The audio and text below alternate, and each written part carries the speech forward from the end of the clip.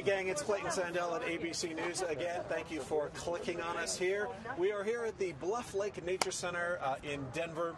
We've been watching the moon disappear all morning. It finally turned red, but just in the last, I don't know, half an hour, 20 minutes or so, it has disappeared behind a cloud. We're here, of course, for the super blue blood moon, which only happens very, very rarely, as it turns out.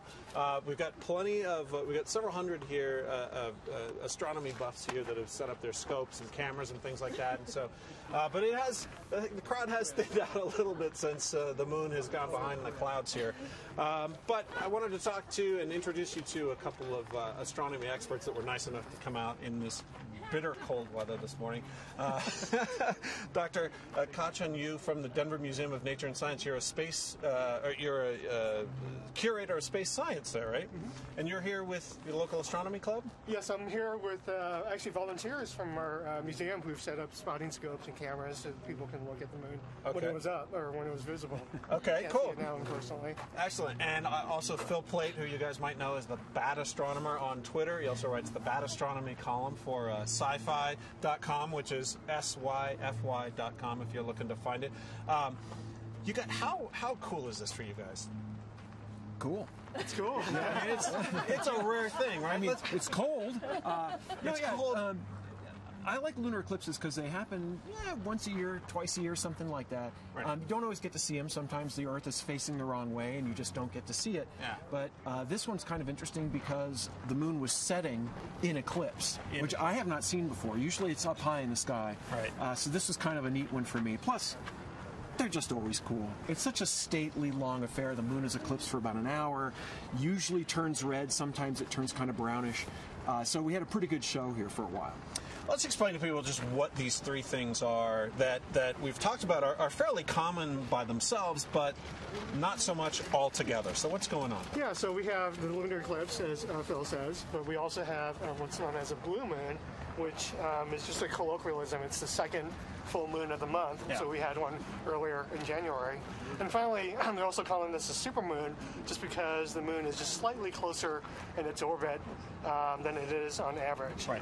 Not so much that, I mean, it's easy to really tell, so that's why it's a super blue blood moon. Okay, cool.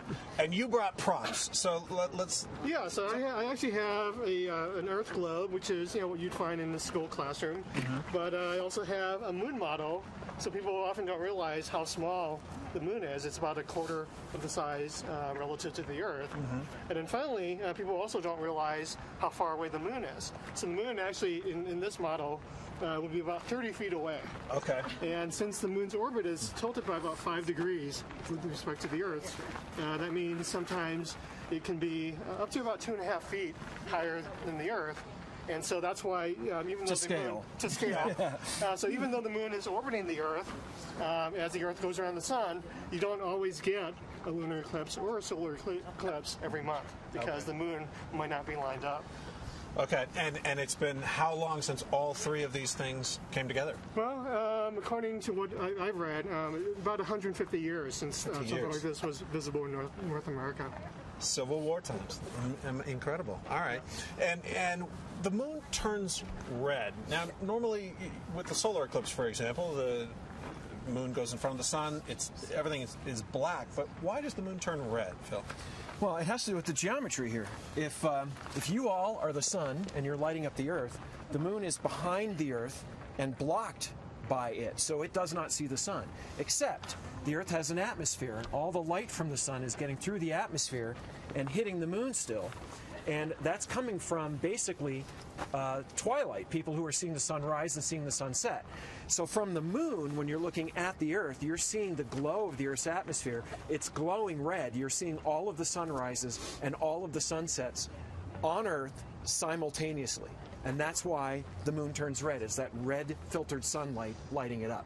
All right, guys, thank you very much. Do you think we're going to get a glimpse here before it drops behind the Rocky Mountains, or are we out of luck? Be nice. I hope so, but doesn't look good. It's starting to set as the sun is starting to rise here. So, all right, cool. Well, thank you very much. Before we go, I wanted to introduce you to a gentleman who's been out here all morning providing some music for us. This is Eric Many Winds, and I was hoping you could explain to us a little bit about the significance of eclipses in Native American culture. Well, The significance is those clouds slightly different between various tribes. Yeah. The thing that is very consistent is a time of prayer. Right. It's a time of centering. It's a time of renewal. Yeah, when I got in the car to come here, it was For myself personally, in respect of those who don't come out of their homes during this time, some stay in and pray, I did not view it. I did not view the moon, but to honor those who don't come out. But in the real thing that's consistent between them, they see as it's a time of change in the relationship between the sun and the moon. In some tribes, the sun is the man and the moon is the woman. It's a very significant event. At a time when there's an eclipse, it's a mating, or it's a time of renewal and regeneration. Still in the foothills. Well, thank you for that. As we wrap up here, you're going to play us out with some music. Excellent. Thank you. All right, guys, we're going to leave you with a little bit of music here, but thanks for clicking on us. We'll see you next time. Or, yeah, wherever I'm going. Come down here, or sometimes we film.